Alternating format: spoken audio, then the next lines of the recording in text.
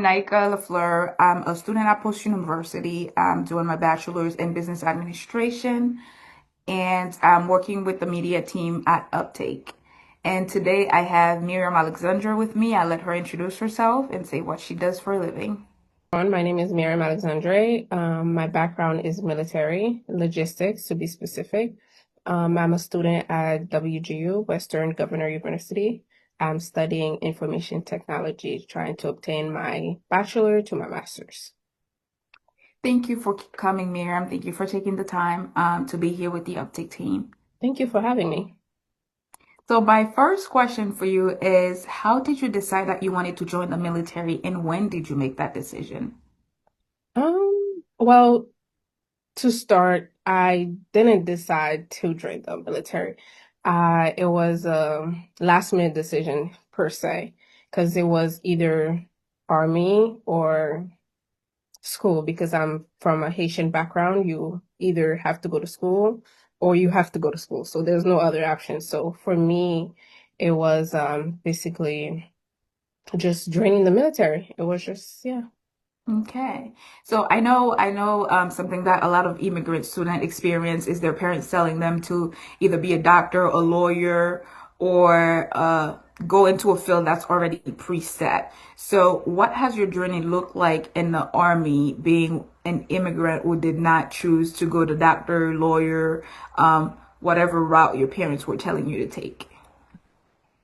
Well, for me, I had a different experience as a child of immigrant because I've always known that I didn't want to be a doctor, but I also wanted to see if I could be a lawyer, but which is another story for another day. But my parents really didn't force me into the healthcare or the lawyer route or the engineering route. It was just basically go to school, get an education so you can become something of yourself. So that's what it was for me, not per se go into the healthcare or you have to be a lawyer or you have to be an engineer. It was not like that for me. It was more the educational route. Okay, that's great. So tell us a little bit more about what you do in the army and if anyone were to join, like what their responsibilities would look like if they were to follow your footsteps. Okay, so let's start. The military in general has different branches. So I decided to join the army, which is different from the Air Force or Navy or the Coast Guard. So those are different. So when you decided to join, there's also the reservists and the active duty. The active duty, that's what they do every day. And the reservist is what they do part-time. It's like in the civilian world when if you are in the career, say, a nurse and you decide to do nursing every day and then or you can do a per diem or it can be a part-time. So a part-time and a full-time job is what, but I decided to do the part-time with the army. And my MOS, which is what we call the job, is 88 November, which is stand for logistic operation, anything transportation, but I'm mostly the administration in the administration part. So it's conclude of air movement, traffic, personnel, equipment, logging in. It's a big branch of logistic part because there's a lot going on in the logistic world. So you get to experience a lot in that field. Well, my MOS, which is my career in the army. Wow, Yeah. that sounds like a lot of responsibility, a lot of time management needed. What other skills would you say that you've obtained, throughout your career there? So it is a big responsibility, especially when you mobilize or you go to a deployment. That means you go overseas, you spend a year with one team to whatever the operation might be in that specific area. So you have different roles per se. So when I first joined in, I was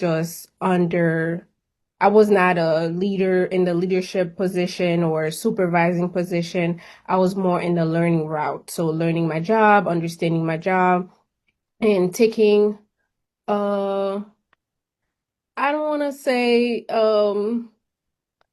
delegation tasks from people, but it was like this. They delegate the task to you and you just have to do what you have to do. But it's also great because you get to learn, you get to grow, and you eventually become in my position, which is a leader in the leadership position where you obtain everything you obtain, you end up passing it down to now the people that you are in charge of. But what I've learned is you can multitask.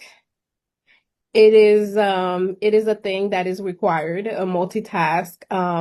You literally learn how to be a great leader. You learn from, I won't say bad leadership, but also people that might not have been the best leaders to you. Let me just put it as that.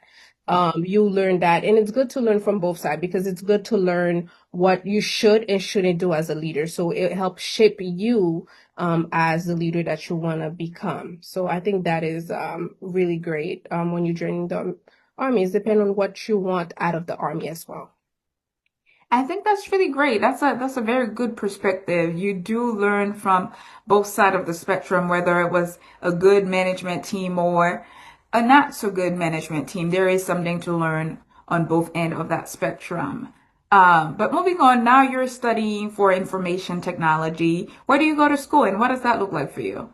So I'm online student, so I decided to take online classes instead of going straight to physical class because it was navigating the army and the civilian world. So it was a little bit difficult for me to navigate army while going to school because I would need a lot of time to give back to the army. But you can do it. It is possible. For me, I just didn't want to do it, but it is feasible to do that. If it's honestly it's just like any other degree. There's stress involved, there's time management involved, there's sometimes you second guess yourself and sometimes you're excited about the journey that you're on. And so it is different for everybody. So always say to even the people that I'm a leader to, I said whatever you take, it's your own personal view of stuff. Don't let other people's view um interrupt your own view because it can happen. So Western is pretty good. I've learned on my own pace and it's not easy because there's a Never lot of is. learning to do on your own, but the instructors are really good there. They are ready to answer any questions that you have. So it is pretty good. When it's good, it's good. When it's bad, it's just know it's a hardship that you're gonna get past. You should be proud of yourself. You have a lot going on and you're maintaining your career in school, and that's a lot to navigate. And it sounds like you've got your own methods of figuring what works out for you and how much time you need to dedicate to each part of your life.